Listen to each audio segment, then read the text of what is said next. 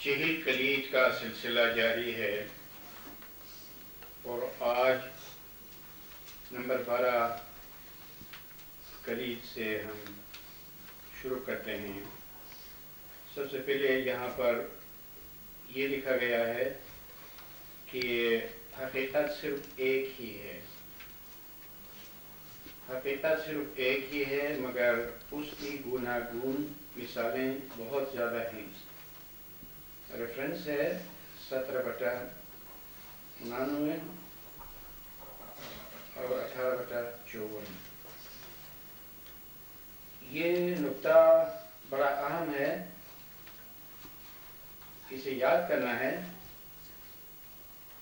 وہ یہ کہ حقیقت صرف ایک ہی ہے مگر اس کی گوناگون مثالیں بہت زیادہ ہیں۔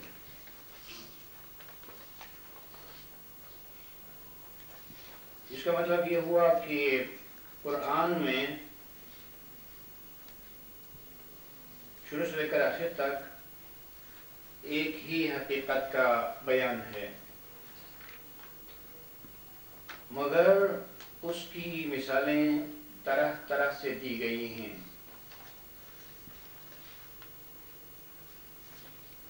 اور وہ مثالیں بہت زیادہ ہیں۔ جو معرفت رکھتے ہیں وہ ان تمام مثالوں میں سے ایک ہی ممثول کو مراد لیتے ہیں اور وہ جانتے ہیں کہ وہ ممثول کیا ہے، لیکن بہت سے دوسرے حضرات ہر مثال سے ایک جداگانہ ممثول کو مانتے ہیں۔ ایک مختصر مثال،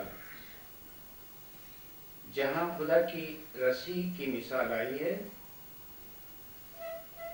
اور جہاں صراط مستقیم کی مثال ہے، اور جب خدا کے نور کا ذکر آتا ہے اور اسی طرح جب قوت الوثقیٰ کا ذکر آتا ہے، جب ایک پاک درخت کا ذکر آتا ہے، جب آسمان سے بارش کے برسنے کی مثال آتی ہے، تو ان تمام مثالوں کی حقیقت یا کہ ممثول ایک ہی ہے، اور وہ امام اقدس و اطہر کا نور ہی ہے۔ لیکن اس تصور کے برعکس بہت سے لوگ ہر مثال کے مطلب کو الگ بیان کرتے ہیں اور جدا سمجھتے ہیں۔ اس صورتحال کی طرف توجہ دلاتے ہوئے یہاں پر یہ کہا گیا ہے کہ حقیقت صرف ایک ہی ہے، اور آپ جانتے ہیں کہ وہ حقیقت وہی ہے جس کا نام امام کی نظر میں مونو ریئلٹی ہے۔ مونو واحدہ کو کہتے ہیں، ایک کو کہتے ہیں، ریئلٹی حقیقت کو کہتے ہیں۔ تو جہاں پر حقیقتوں کی مرکزیت ہے یا حقیقتوں کی یکجائی ہے یا حقیقتوں کی وحدت ہے، وہی مونو ریئلٹی ہے اور وہی حقیقتی حقائق ہے۔ جس طرح آپ سنتے ہیں کہ روح الارواح ایک ہے، تمام روحوں کی بھی ایک روح ہے، اور یہ جو روح الارواح ہے، روحوں کی روح، تو اس میں سب روحیں ایک ہیں۔ یہی مطلب حقیقت الحقائق کا بھی ہے کہ حقیقتوں کی بھی ایک حقیقت ہے۔ جہاں حقیقتوں کی ایک حقیقت ہے، اس میں ساری حقیقتیں ایک ہیں۔ جیسے روشنیوں کا سرچشمہ سورج ہے، اور اس وسیع کائنات کے اندر کتنے سیارے ہیں، ستارے ہیں، ان سب پر جو چمک دمک نظر آتی ہے وہ سورج ہی سے ہے۔ اسی طرح اس سیارہ زمین پر بے شمار انسان رہتے ہیں، ان سب کی جان ہے، روح ہے، ان سب کی روحوں کی ایک روح ہے، اس کو آپ یا تو روح العظم کہیں یعنی بڑی روح، یا روح الارواح کہیں یعنی روحوں کی روح، یا نفس واحدہ کہیں، ایسی جان جس میں تمام جانیں ایک ہو جاتی ہیں، یا آپ اس کو نفس کلی مانیں تو مطلب ایک ہی ہے۔ اسی طرح تمام حقیقتیں جہاں ایک ہیں یا ایک ہے تو اس کی گوناگون مثالیں قرآن میں بیان ہوئی ہیں۔ یہ بات بے حد مفید بھی ہے اور یاد کرنے کے لیے انتہائی ضروری بھی ہے۔ چنانچہ حضرت سلیمان علیہ السلام کا قصہ قرآن انہی مثالوں میں سے ہے۔ وہ اس طرح کی شہنشاہ دین سلیمانی زمان ہے۔ تو اس کے بعد وہ سمجھانا چاہتا ہے، بتلانا چاہتا ہے کہ حضرت سلیمان علیہ السلام کا جو قرآنی قصہ ہے وہ انہی مثالوں میں سے ہے، اور وہ اس طرح کی شہنشاہ دین سلیمانی زمان ہے۔ جو ہمارے دین کا شہنشاہ ہے وہ زمانے کا سلیمان ہے۔ نہ صرف یہی کہ وہ زمانے کا سلیمان ہے، بلکہ زمانے کا آدم بھی ہے، زمانے کا نور بھی ہے وغیرہ۔ جملہ دنیوی بادشاہی ملکہ سبا کی حکمرانی ہے۔ اب امام جو شہنشاہ دین ہے، اس کے مقابلے میں دنیا کی جتنی بادشاہتیں ہیں، جتنی سلطنتیں ہیں، ان کی حیثیت کیا ہے؟ تو قصہ سلیمان میں جس طرح ملکہ سبا کی بادشاہی تھی اسی طرح ہے۔ امام کی بادشاہی کے سامنے دوسروں کی دنیوی بادشاہی۔ سو جس طرح حضرت سلیمان نے ملکہ سبا کی سلطنت کو اپنی روحانی سلطنت میں ضم کر لیا،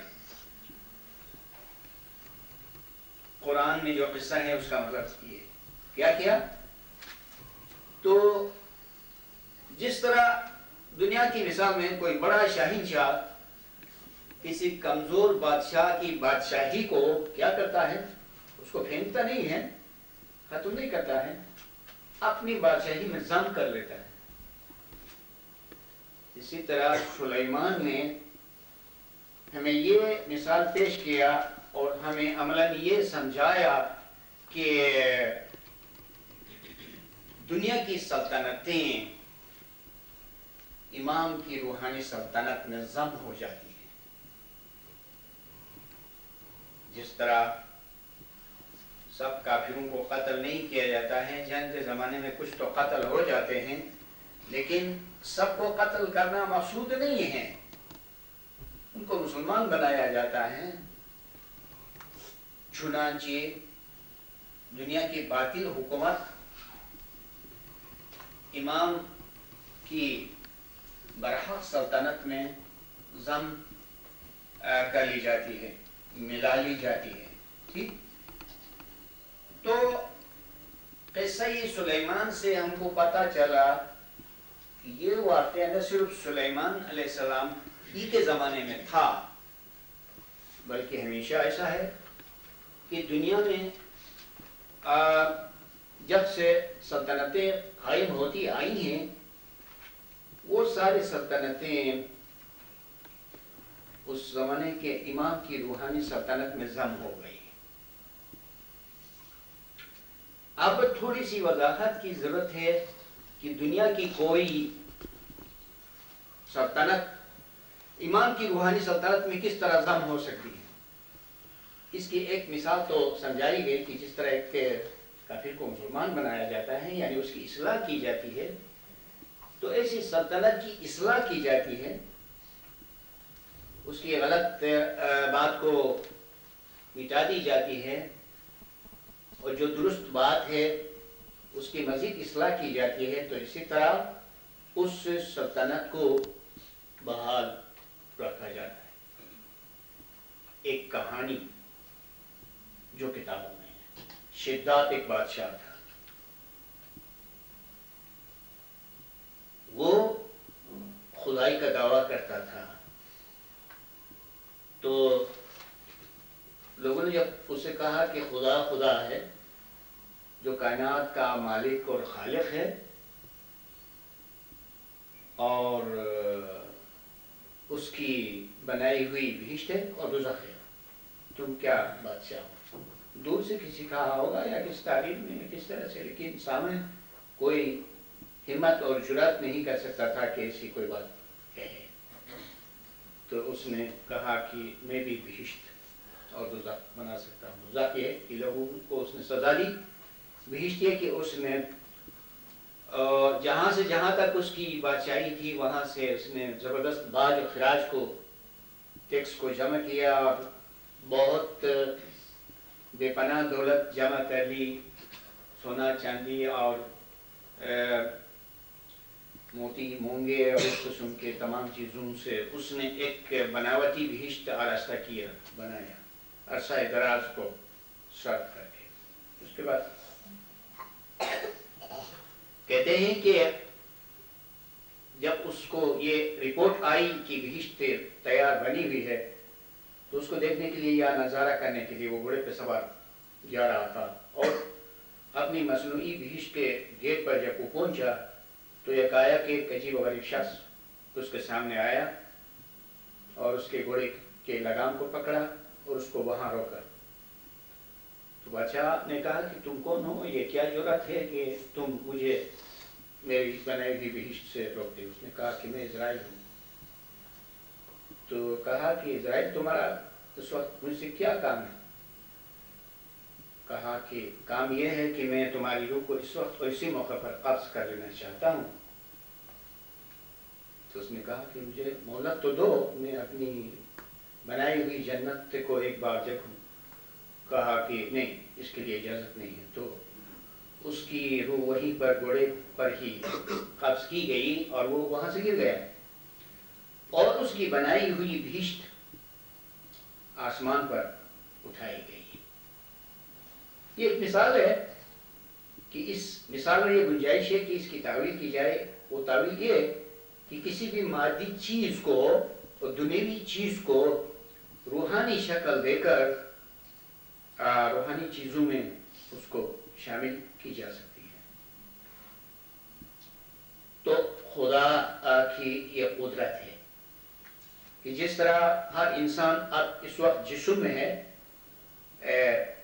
مادی ہے, روحانی نہیں ہے, لیکن جس کو خدا چاہے اس کو اس مادیت سے روحانیت میں تبدیل کر کے اس کو روحانی بنا سکتا ہے.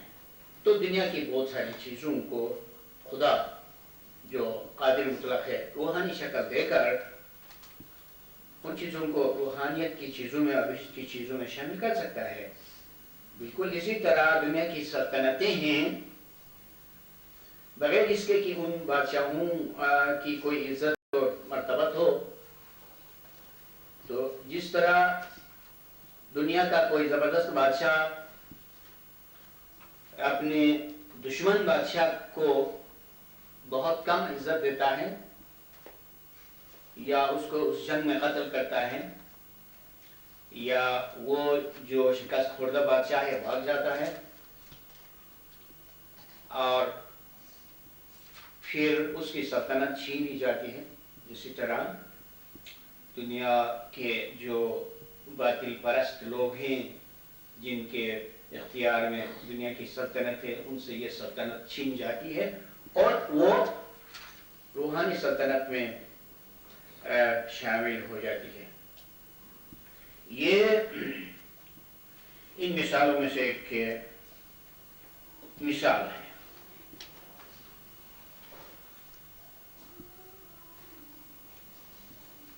جس طرح تخت بلقیس حضرت سلیمان کے حضور لایا گیا اس کی مثال اور اس کا قصہ اس طرح سے وہ محض روحانی عمل ہے.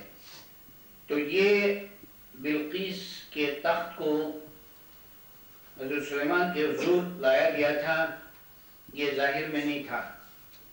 یہ ممکن نہیں ہے کہ ایک شہر کو یا شہر کے ایک حصے کو اٹھا کر دوسرے شہر میں لایا جائے بجز اس کے کہ اس کی روحانی تصویر اٹھائی جا سکتی ہے. تو یہ عمل روحانی طور پر ہوا تھا کیونکہ اسلام کی حقیقی غالبیت اور فتح باطن اور روحانیت ہی میں ہے. تو اسلام جو دوسرے ادیان پر غالب ہوگا وہ باطن اور روحانیت میں ہوگا. بس جنوں انسانوں اور پرندوں کا روحانی لشکر، روحانی یا سلیمانی یا اسلامی لشکر اب بھی موجود ہے. ابھی ہم نے سلیمانی زمان کہا امام کو. اگر یہ بات صحیح ہے تو سلیمان ہی کی طرح امام کے پاس بندوبست ہونا چاہیے. اور جو لشکر سلیمان کا تھا کیا تھا؟ جنوں انسانوں اور پرندوں کا لشکر تھا. تو وہ لشکر اب بھی ہونا چاہیے لیکن ہم ظاہر میں ایسا کوئی لشکر نہیں دیکھتے ہیں. کہتا ہے کہ نہیں، یہ تو روحانیت کی بات ہے. قرآن روحانیت اور حقیقت ہم کو یہ بتاتی ہے اور سمجھاتی ہے کہ سلیمان علیہ السلام کی اصل سلطنت روحانیت میں تھی. اور سلیمان نے ایک بات کہی تھی جس کو لوگ نہیں سمجھتے ہیں. اس نے یہ کہا تھا کہ پروردگار مجھے ایک ایسی سلطنت دے کہ وہ سلطنت میرے بعد کسی کو نہ ملے. اب اگر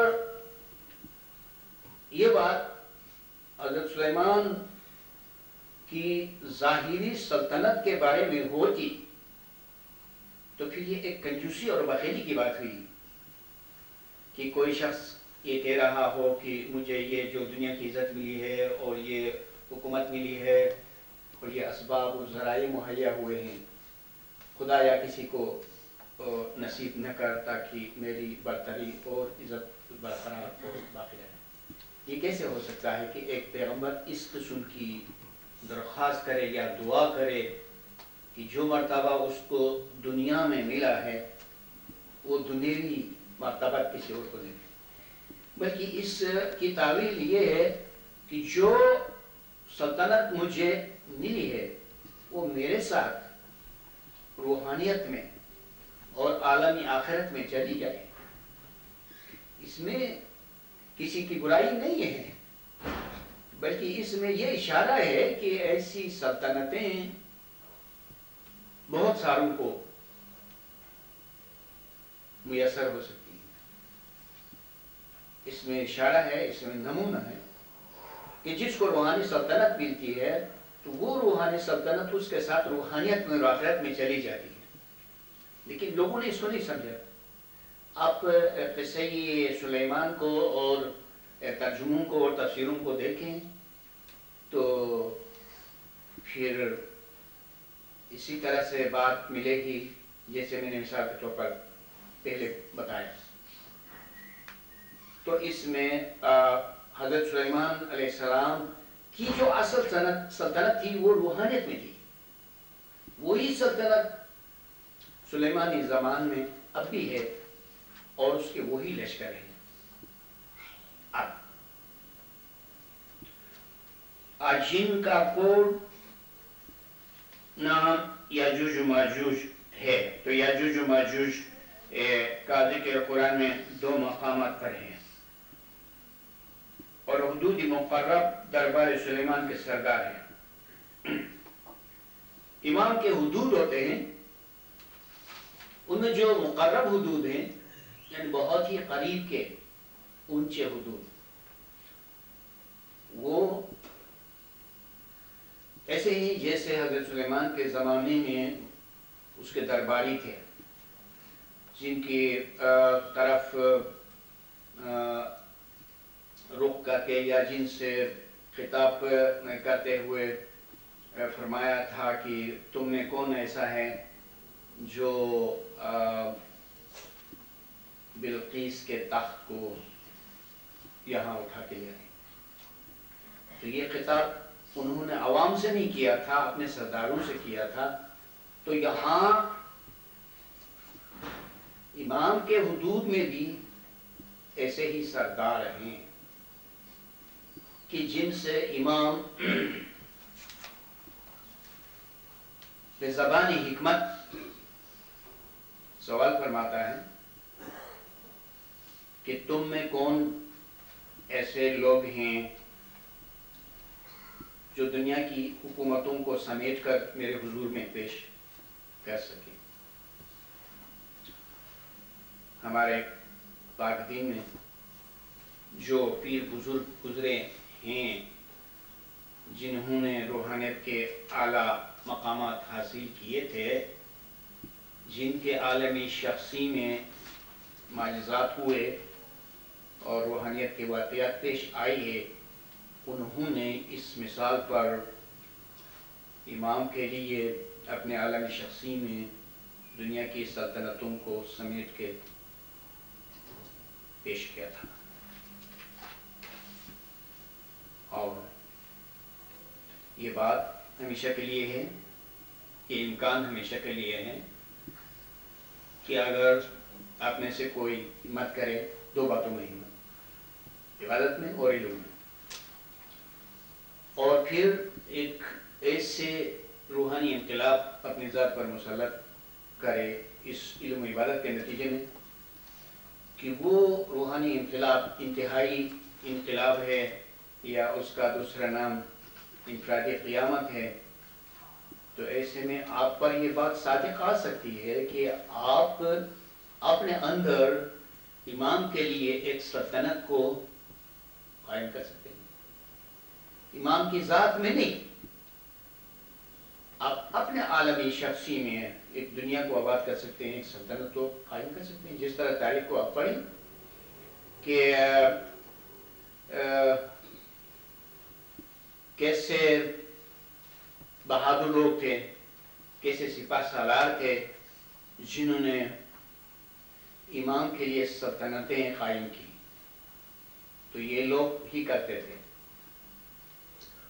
اور امام ہر اس شخص کو عالی ہمتی اور طاقت و صلاحیت عنایت فرما سکتا ہے جو ارادہ کرے، جو علم کی روشنی میں زیادہ سے زیادہ امکانیت کو سمجھے.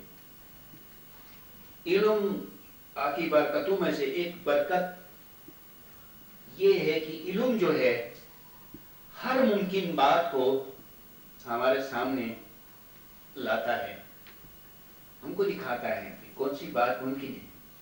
مثال کے طور پر آج میں سمجھتا ہوں کہ ایک نئی بات میں نے آپ کو بتائی، وہ یہ کہ آپ بھی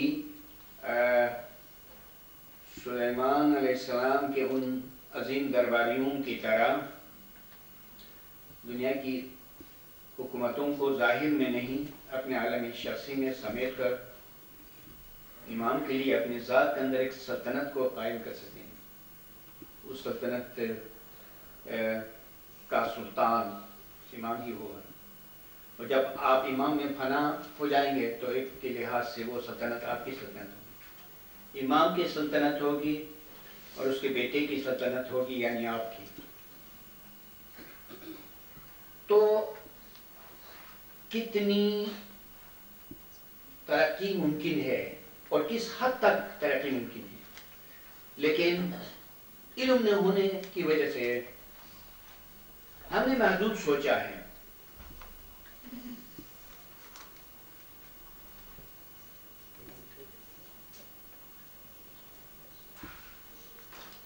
ہم نے بہت ہی محدود سوچا ہے، لیکن جب علم ہوگا اور حقائق کا پتہ چلے گا تو ممکن ہے کہ اس سے ہمیں عالی ہمتی پیدا ہو جائے، ہمیں حوصلہ پیدا ہو جائے، ہمارا جو نصب العین ہے وہ بہت ہی عظیم بھی ہو اور بہت ہی عالی بھی ہو۔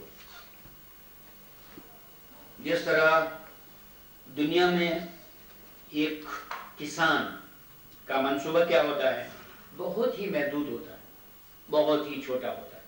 ایک غریب کا کیا منصوبہ ہوتا ہے، ادنا طبقہ کے ایک فرد کا کیا منصوبہ ہوتا ہے، ایک خاکروب کا کیا منصوبہ ہوتا ہے، ایک مشکی کا کیا منصوبہ ہوتا ہے۔ ان کا منصوبہ ان کی حیثیت کے مطابق ہوتا ہے، لیکن اس کے برعکس ایک وزیر زادے کا کیا منصوبہ ہوتا ہے، ایک بادشاہ کے بیٹے کا کیا منصوبہ ہوتا ہے، ایک جنرل کا کیا منصوبہ ہوتا ہے۔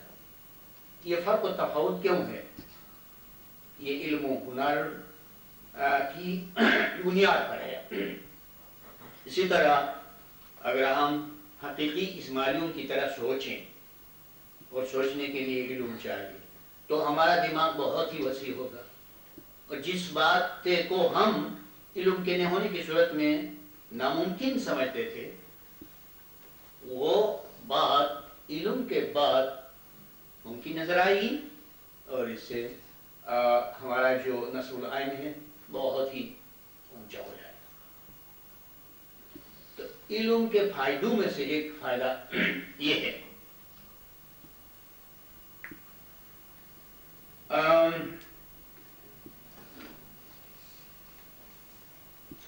آپ جیسے سلیمان کے لیے سورہ نمل میں دیکھیں، اس کے بعد حشر اور نشر کا ذکر ہے۔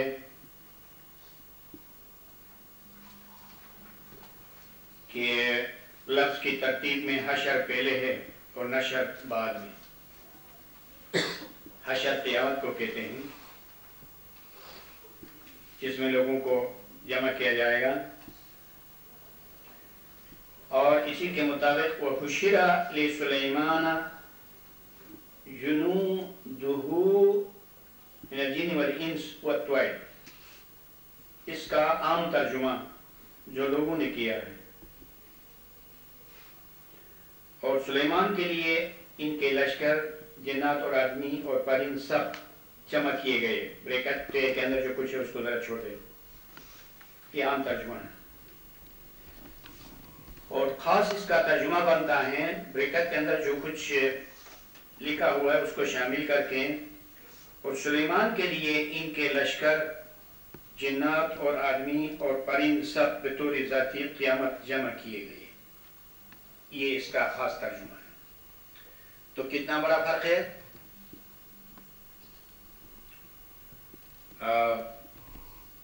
چونکہ سلیمان کا لشکر روحانی تھا، اور روحانی لشکر کو جمع کرنے کے معنی قیامت کے برپا ہونے کے ہیں،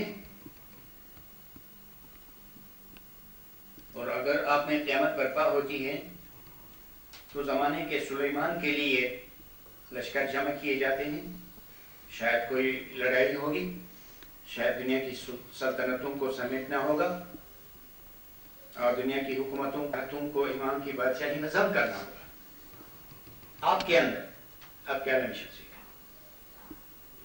تو قیامت کے مقاصد میں سے ایک مقصد یہ ہے کہ وہ ایک جنگ ہے، روحانی جنگ ہے۔ اگر آپ میں انفرادی قیامت برپا ہوتی ہے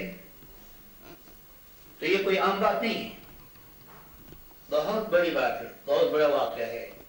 اس کے مقاصد میں سے ایک مقصد یہ ہے کہ آپ نے امام کی سرپرستی میں ایک روحانی جہاد کرنا ہے، تاکہ آپ دنیا بھر کی حکومتوں کو توڑ کر امام کی سلطنت کو اپنی ذات کے اندر قائم کرے، اور پھر امام آپ کو اس طرح نوازے گا اور اس انداز سے نوازے گا کہ آپ نے امام کے لیے ایک بہت بڑی سلطنت قائم کی اپنی ذات کے اندر۔ اور اس کی نوازش کی چھوٹی سی مثال یہ ہے کہ آپ تاریخ میں دیکھیں کہ جن جرنیلوں نے امام کے لیے سلطنتیں قائم کی ان پر امام کتنا مہربان ہوا اور ان کو کس طرح سے نوازا، کیسے کیسے ٹائٹل دیے گئے، اور کس طرح آج تک ان کو تاریخ میں یاد کیا جاتا ہے۔ تو پھر بھی یہ دنیا کی سلطنت تھی۔ سو اس سے بڑھ کر ہے وہ نوازش جبکہ آپ امام کے لیے اپنی ذات کے اندر ایک روحانی سلطنت کو قائم کریں۔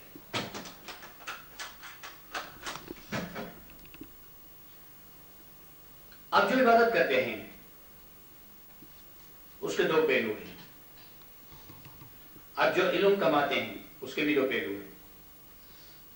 ایک پہلو سے وہ آپ اپنی ذات کے لیے کرتے ہیں عبادت اور علم کا حصول، اور دوسرے پہلو سے امام کے لیے کرتے ہیں۔ اسی طرح جب آپ اپنی ذات میں عالمی شخصی میں ایک روحانی سلطنت کو قائم کریں گے تو اس کے بھی دو پہلو ہیں، وہ آپ کے لیے ہیں، اپنے لیے اور امام کے لیے۔ امام کے لیے ہونے کا یہ فائدہ ہے کہ امام آپ کو نوازے گا، اتنا نوازے گا اور اس قیاس سے نوازے گا اور اس اندازے سے نوازے گا کہ آپ نے کائنات کو مسخر کر لیا، وہ کہ وہ محتاج نہیں ہے، لیکن وہ اس احسان کو مانے گا، اس خدمت کو قبول کرے گا، اور پھر آپ سرفراز ہو جائیں گے۔ اس کے لیے علم اور عبادت سے تیاری ہو سکتی ہے۔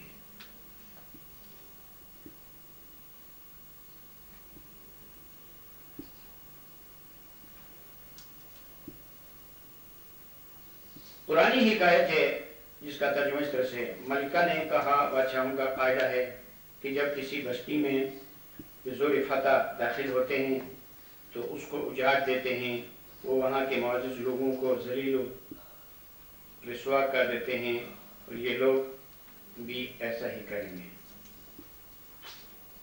تعویلی مفہوم، بلقیس نے کہا کہ اماموں کا دستور ہے کہ جب کسی عالمی شخصی میں روحانی لشکر کے ساتھ داخل ہوتے ہیں تو تعمیر نو کی غرض سے اس کو بگاڑ دیتے ہیں۔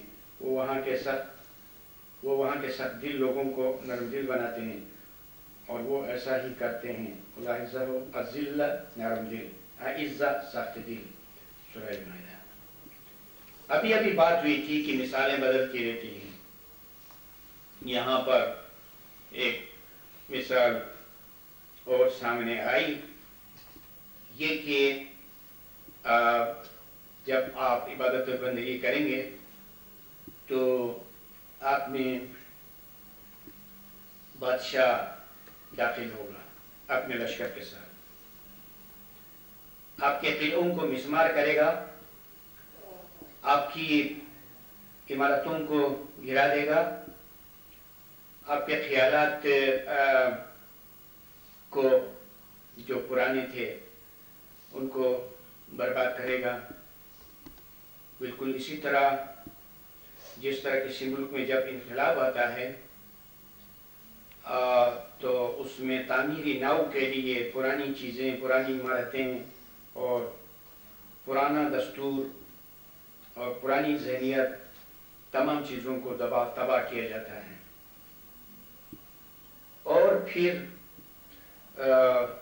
ریکنسٹرکشن کے طور پر اس میں ہر چیز از سر نو مرتب اور تعمیر ہو جاتی ہے۔ قرآن میں جہاں دو جگہوں میں یاجوج و ماجوج کا ذکر ہے، اس میں ان یاجوج و ماجوج کے فساد کرنے کا ذکر آیا ہے۔ تو عوام اس کو شر یعنی برائی کے معنی میں لیتے ہیں،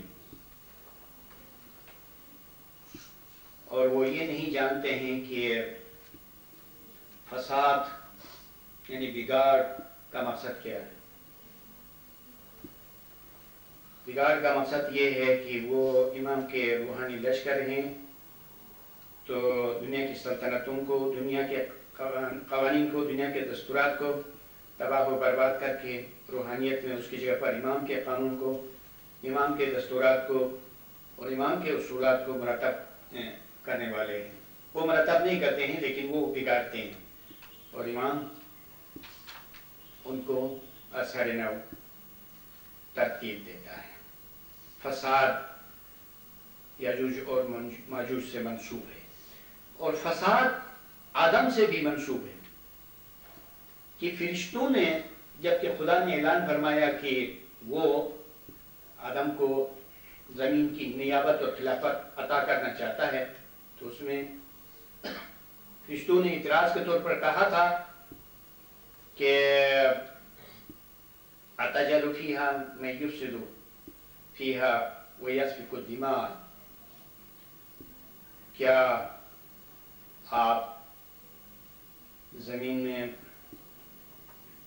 ایسے شخص کو خلیفہ اور نائب بنانا چاہتے ہیں جو زمین میں فساد کرے گا اور خون ریزی کرے گا؟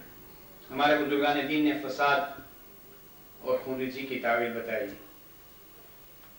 ٹھیک ہے، ایک طرح سے ان کا یہ کہنا کہ آدم کے تحت جو یاجوج و ماجوج کا لشکر ہے وہی فساد کرنے والے تھے تعمیری نو کے لیے،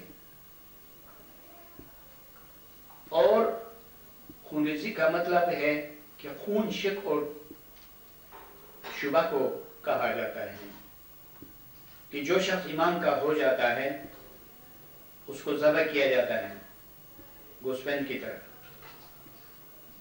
تاکہ وہ حدود دین کے لیے حلال ہو جائے، تاکہ وہ حدود دین اس کو اپنے ساتھ ایک کر لے، اس کو ترقی دے۔ جس طرح گوسپین کو ذبح کرنے کے بعد جو خون ہے وہ حرام ہے، وہ جب بہ جاتا ہے تو باقی ماندہ حصہ جو گوشت ہے وہ حلال ہے۔ اب یہ گوشت انسان کا جزوی بدن ہو جاتا ہے۔ اسی طرح شکوک و شبہات تعویل میں خون ہے تو اس خون کو کوئی نہیں بہا سکتا، امام ہی بہاتا ہے۔ تو جب خون بہایا جاتا ہے تو وہ مستجیب جس نے دعوت کو قبول کیا وہ ترقی کے قابل ہو جاتا ہے، اور جس طرح گوسپن کو کھانے سے اس کی جسمانی ترقی ہوتی ہے، اسی طرح مستجیب کو جس نے دین کو قبول کیا وہ جب اس دین کو قبول کرتا ہے تو اس کو ذبح کیا جاتا ہے روحانی طور پر، روحانیت کے معنی میں، اور پھر وہ وجود میں رفتہ رفتہ آگے جاتا ہے۔ اسی طرح فساد جو ہے وہ دو معنوں میں ہے، فساد برائے تباہی یا فساد برائے فساد، اور فساد برائے تعمیر، یعنی کسی عمارت کو گرانا دو طرح سے ہے۔ ایک گرانا یہ ہے کہ اس کو بس گرائیں اور ختم کریں، دوسرا گرانا اس لیے ہے کہ اس سے بہتر عمارت قائم کریں۔ تو قرآن میں حکمت کی زبان سے بات کی گئی ہے، اور ہر چیز کی تعویل ہے، ہر چیز کے معنی ہے، ہر چیز میں حکمت ہے۔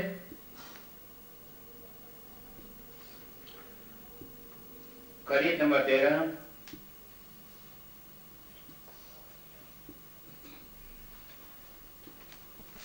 ہاں تو اسی طرح قریت نمبر 13 سے پہلے اس طرح امام آپ میں اپنے لشکر کے ساتھ جب داخل ہوں گے تو اس وقت آپ کے اندر ایک انقلاب برپا ہو جائے گا، تو آپ کی بہت ساری پرانی چیزیں، پرانے نظریات، پرانی تعلیمات جو ہیں تباہ و برباد ہو جائیں گی، اور اس کی جگہ پر اثر نو حقیقی علم کا دورہ ہوگا اور ہر چیز اثر نہ زندہ ہو جائے گی۔ اس کے بعد قریب نمبر 13 کی بات ہے، قرآن حکیم شروع سے آخر تک علم و حکمت اور رشد و ہدایت کی نعمتوں سے بھرا ہوا ہے، اس لیے اہل ایمان کے لیے اولین بہشت ہے۔ اس کے حکیمانہ ثمرات اساسی اور مثالی اہمیت کے حامل ہے، چونکہ یہ خدائے بزرگ برتر کا کلامی حکمت نظام ہے، اس لیے اس کی ہر آیت معنویت کا ایک ایسا معجزہ ہے کہ اس کی برکتیں کبھی ختم نہیں ہوتی۔ بس اس میں جگہ جگہ رحیق مختوم کا نمونہ اور کستوری کی خوشبو کیوں نہیں؟ رحیق مختوم ایک قرآنی اصطلاح ہے، قرآنی لفظ ہے۔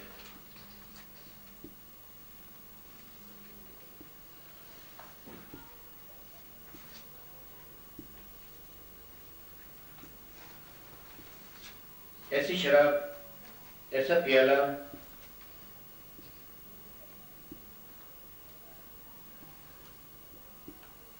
ایسی شراب جو سر بے مہر ہے اور اس کی مہر کستوری کی ہے۔ یہ اشارہ ہے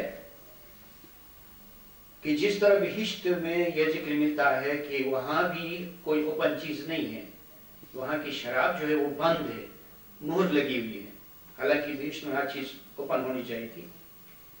تو پھر قرآن جو علمی بہشت ہے، اس کی نعمتیں اور اس کی شراب کس طرح اوپن ہو سکتی ہے؟ اس میں بھی بند ہے، مہر لگی ہوئی ہے، لیکن مہر جو لگی ہے وہ کستوری کی ہے۔ پتہ چلتا ہے کہ یہاں کوئی سر پہ مہر کوئی چیز ہے، اس سے خوشبو آتی ہے۔ تو جو جاننے والے ہیں قرآن کو پڑھتے پڑھتے ان کو پتہ چلتا ہے کہ اس آیت کے اندر کیا حکمت ہے۔ اس طرح آج کے سائنسدان زیر زمین جو ذخائر ہیں ان کو معلوم کرتے ہیں، ان کو ڈیٹیکٹ کرنے کے لیے ان کے پاس آلے ہیں اور ان کو پتہ چلتا ہے۔ اسی طرح کوئی شخص جو روحانی علم میں پرورش پائی ہو، اس کو قرآن پڑھتے پڑھتے پتہ چلتا ہے کہ کس آیت میں ٹھہر کر ایک دم سے غور کرنا چاہیے کہ اس سے ایک طرح سے جسمانی خوشبو نہیں، گویا کہ روحانی خوشبو سے پتہ چلتا ہے کہ اس آیت میں کیسے خزانے ہیں، کیا حکمت ہے، کیسی شراب ہے، اس کو پتہ چل سکتا ہے۔ اسی کے ساتھ یہ جو مقالہ ہے 12 نمبر تک یہ ختم ہو جاتا ہے، اور میرے خیال میں ابھی آج اس تھوڑی سی گفتگو کے ساتھ یہ مقالہ ختم ہو گیا۔ اب اگر کوئی چھوٹا سا سوال ہے وہ کریں، نہیں تو میں آپ کو اسی سے فائدہ اٹھاتے ہوئے علم اور عبادت کی طرف توجہ دلاؤں کہ دیکھیں تھوڑی سی کوشش کے نتیجے میں کتنا بڑا اجر و صلہ ملنے والا ہے۔ آپ نے دیکھا کہ ایک سلطنت کو حاصل کرنے کے لیے لوگ کتنی محنت کرتے ہیں۔ دنیا کا کوئی بادشاہ کسی دوسری سلطنت پر قبضہ جمانے کے لیے کتنے خزانوں کو خرچ کرنے کے لیے تیار ہوتا ہے اور کتنے لشکر کو استعمال کرنے کے لیے ارادہ رکھتا ہے اور کتنی ہمت سے کام لینا چاہتا ہے۔ تو پھر اگر مومن کی ذات میں ایک سلطنت ہے تو سلطنت بہت بڑی چیز ہے۔ دنیا کے لحاظ سے بھی سلطنت سے دنیا میں کوئی بڑی چیز نہیں ہے، اور آخرت کے لحاظ سے روحانی سلطنت سے بڑھ کر کوئی چیز نہیں ہے، کیونکہ اگر روحانی سلطنت کسی کو مل جاتی ہے تو اس کو خدائی بھی مل جاتی ہے، کیونکہ سلطنت خدا کی ہے۔ جب تک کوئی شخص خدا میں فنا نہ ہو جائے، امام کے ساتھ ایک نہ ہو جائے، تو وہ روحانی سلطنت کو حاصل نہیں کر سکتا ہے۔ تو اس نعمت کے حصول کے لیے جتنی محنت درکار ہو اتنی کرنی چاہیے اور قربانی سے دریغ نہیں رکھنا چاہیے۔ نیند کو اہمیت نہیں دینی چاہیے، سستی نہیں کرنی چاہیے، یہ دانائی نہیں ہوگی۔ جب آپ نے یہ سنا تو آپ پر ایک حجت قائم ہو جاتی ہے، اور کل کو قیامت کے دن اگر کسی سے سستی اور کوتاہی ہوئی تو پوچھا جائے گا کہ تم کو فلان وقت دنیا میں فلان مجلس میں یہ بات بتا دی گئی تھی۔ اگر قیامت کے دن کوئی مومن دوسرے مومن کی عزت پر رشک کرے گا تو خدا کا قانون یا فرشتے اس کو بتا دیں گے اب تم یہاں کیا رشک کرتے ہو، کیونکہ حجت تم پر قائم ہو چکی تھی، تم کو یہ علم تھا، یہ بات ممکن تھی، تم اس مرتبے کو حاصل کر سکتا تھا، اس کے لیے تھوڑی سی محنت درکار تھی، تو تم نے اس سلطنت پر نیند کو ترجیح دی، کھانے پینے کو ترجیح دی، سستی، غفلت اور دنیا کی لذتوں کے پیچھے پڑ گئے۔ لہذا آج تم جتنا افسوس کرو گے اس سے کچھ نہیں بنے گا، ایسا ہو سکتا ہے۔ اور اس لیے مومن کو چاہیے کہ آہستہ آہستہ محنت کرے، دو باتوں میں محنت کرے، میں بار بار کہتا ہوں، علم میں اس سے حوصلہ ملتا ہے، ہمت ملتی ہے، اور عبادت، اور جتنی عبادت اتنا علم، اور جتنا علم اتنی عبادت، تو ان دونوں چیزوں کے ہونے سے مومن کو پر لگ سکتے ہیں کہ پر دو ہوتے ہیں۔ اس کے لیے بہت ضروری ہے کہ مومن توجہ دیں، کوشش کریں، خداوند سے یاری چاہیں تو کامیاب ہو سکتا ہے۔ اور ماضی میں جتنے بزرگان دین تھے، جتنے نامور مومنین تھے جن کے ناموں کو آپ کے ناموں سے جانتے ہیں، تاریخ سے جانتے ہیں اور کتابوں سے جانتے ہیں، وہ سب امام کے مرید تھے۔ وہ شروع میں آپ ایسے تھے، آپ پیر سبز علی کے بچپن کے زمانے کو جانتے ہیں کہ وہ ایک معمولی شخص تھے۔ صرف پیر سبز علی ہی نہیں، بہت سارے بزرگان دین، لیکن انہوں نے کوشش کی، ترقی کی اور درجہ کمال پر پہنچ گئے، تو آپ بھی درجہ کمال پر پہنچ سکتے ہیں، کوئی ایسی بات نہیں ہے۔ اسماعیلی مذہب میں تقدیر اور قسمت جیسی اصطلاح کی کوئی اہمیت نہیں ہے، اصطلاح لوگ ہی بناتے ہیں۔ یہ کیسے ہو سکتا ہے کہ خدا ایک طرف سے فرماتا ہے کہ تم یہ کام کرو اور پھر اوپر سے پابندی لگاتا ہے، یا یہ کہ ہماری اس زندگی پر اگلے جنم کا اثر ہے، تو پھر ہمارے پیروں میں بیڑیاں ہیں، زنجیر ہیں، تو پھر کس طرح ہم اپنے اختیار کو استعمال کر سکتے ہیں؟ اور لوگ ہم کو یہ بتاتے ہیں کہ اگلے جنم کی سزا ہے، اگلے جنم کی سزا ہے تو ہم دوزخ میں ہیں، ایسی سزا دوزخ میں ہو سکتی ہے۔ یہ کتنی عجیب و غریب بات ہے۔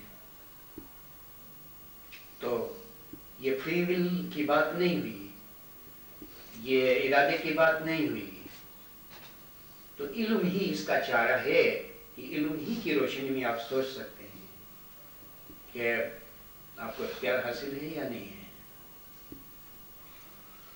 تو علم کے نہ ہونے سے کتنا بڑا نقصان ہوتا ہے، اور انسان کا جو حوصلہ ہے وہ ٹوٹ جاتا ہے، اور ہمت شکنی ہوتی ہے غلط علم سے۔ تو آپ غلط علم کو نہ لیں اور امام کے علم کو لیں، اس میں انقلاب کی صورت ہے، اگلی جنم کا اس میں کوئی دخل نہیں ہے۔ ہم تو اسماعیلی مذہب کو بہشت سمجھتے ہیں، تو اگلی تقصیرات کی سزا بھگتتے ہوئے ہم اس سے اسماعیلی مذہب میں کیسے آ گئے، کیسے آ گئے؟ امام کے در تک ہماری رسائی ہوئی، امام کے دامن اقدس کو ہم تھام رہے ہیں، امام کا دیدار حاصل ہے، ہر بار امام دعا فرماتا ہے، تو اس کے باوجود ہمارے اگلے گناہوں کی سزا ہم پر مسلط ہے، تو پھر یہ کیسا دین حق ہوا، کیسے سچ پنتھ ہوا؟ امام نے معلوم نہیں اپنے قرآن اقدس میں ایسی بات کہیں نہیں کہی ہوئی، اور ہو سکتا ہے کہیں کہی ہو تو اس کی کوئی وجہ ہو سکتی ہے ہماری ذہنیت کے مطابق، نہیں تو یہ بات نہیں ہے، اس کی کوئی منطق نہیں ہے۔ جس بات میں منطق نہیں ہوتی ہے وہ بات غلط ہوتی ہے۔ اسلام جو ہے لاجیکل ہے، منطقی ہے، اس کی ہر بات عقلی ہے، اور جو بات عقل کی ترازو میں برابر نہیں آتی ہے وہ درست نہیں ہے۔ تو آپ ایسی چیزوں کو قبول نہ کریں، آپ امام کو تسلیم کریں، اسماعیلی مذہب کو پاک و مقدس سمجھیں، اور آپ کی ذات میں ہر گناہ صلاحیت موجود ہے، ہر گناہ تحقیق کی امکانیت ہے۔ حضرت مولانا امام سلطان محمد شاہ صلوات اللہ علیہ کے ارشادات کو آپ بار بار پڑھیں۔ اگر کوئی ہمارے پاؤں میں کوئی زنجیر ہوتی تو امام ترقی کے بڑے بڑے امکانات کو ہمارے سامنے نہیں کرتے کہ تم اس طرح ترقی کر سکتے ہو، یہ کر سکتے ہو، در حال کہ ہم اگلی خطاؤں کی سزا بھگت رہے ہوں، تو ایسے میں امام کس طرح یہ فرما سکتے تھے کہ ہم یہ ترقی کر سکتے ہیں، وہ ترقی کر سکتے ہیں؟ دیکھیں کہ امام کے فرمان میں اور ہماری پیدا کردہ باتوں میں کتنا بڑا فرق پایا جاتا ہے۔ تو وہ کچھ ابتدائی تعلیم کی بات ہو سکتی ہے، ہم اگلے بزرگان دین کے بارے میں کچھ نہیں کہہ سکتے ہیں، وہ بہت ہی عظیم تھے، وہ ابتدائی تعلیم تھی، لیکن اب ہم بہت آگے بڑھ چکے ہیں۔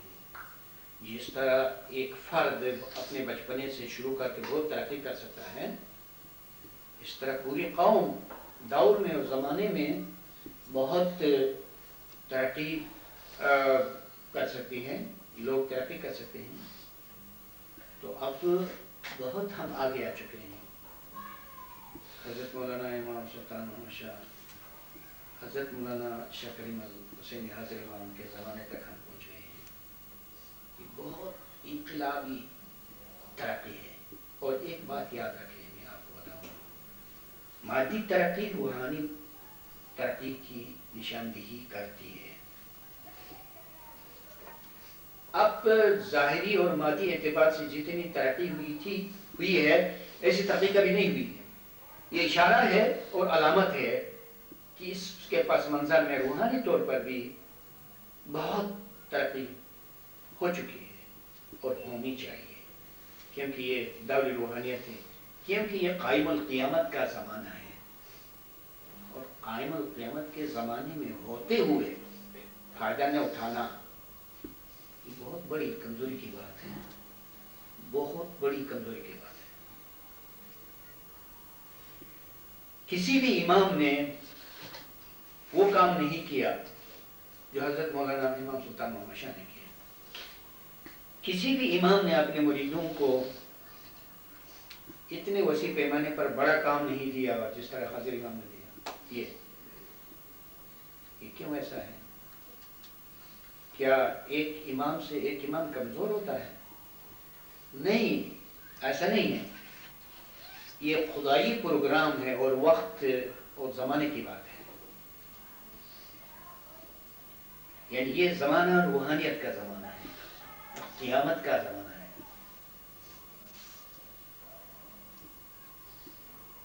تو بہرحال اس مقالے کی ریڈنگ اور وضاحت کے بعد میں نے مناسب سمجھا کہ آپ کو کچھ ترقی کے لیے ابھاریں اور شوق دلائیں، اور آپ کی ذات میں جو صلاحیتیں اور قوتیں ہیں ان کی نشاندہی کریں۔ دنیا کے کسی مذہب میں یہ تصور نہیں ہے۔ تھوڑے بہت اچھے تصورات تصوف میں ہیں، لیکن سب سے اعلیٰ تصورات اور ترقی کی امکانیت اور اعلیٰ علم، حقیقی علم اور روشنی اور نور اور کھلے ہوئے دروازے اسماعیلی مذہب میں ہیں۔ اسماعیلی مذہب سے فائدہ اٹھانا چاہیے. آپ کو ہمیں اپنی شخصیت کو نہیں دیکھنا ہے, جسم کو نہیں دیکھنا ہے, روح کو دیکھنا ہے, اور روح میں جو امکانیت ہے, جو قوت ہے, اس کو دیکھنا ہے. آپ ایک اصول یہ بنائیں کہ حضرت مولانا امام سلطان محمد شاہ کے فرامین کو یکجا کریں, ان فرامین کو جو روحانی ترقی سے متعلق ہیں, اور جو مومن ایسے فرامین کو نہیں پڑھتا ہے اس کو سست کہا جا سکتا ہے, کیونکہ ہماری سب سے بڑی قوت فرمان ہے, اور ہمارے لیے ترقی کا اور حوصلے کا ذریعہ بھی فرمان ہے. تو یہ ارشادات آپ پیش نظر رکھیں, ان سے استفادہ کریں, اور اس پر مزید اس علم سے بھی فائدہ اٹھائیں. مولا آپ کو بہت زیادہ ترقی دیں, ورزش کریں, آپ پر خدا مہربان ہو, آپ کو پاک ظاہری اور باطنی جلا نصیب ہو, آپ بہت ترقی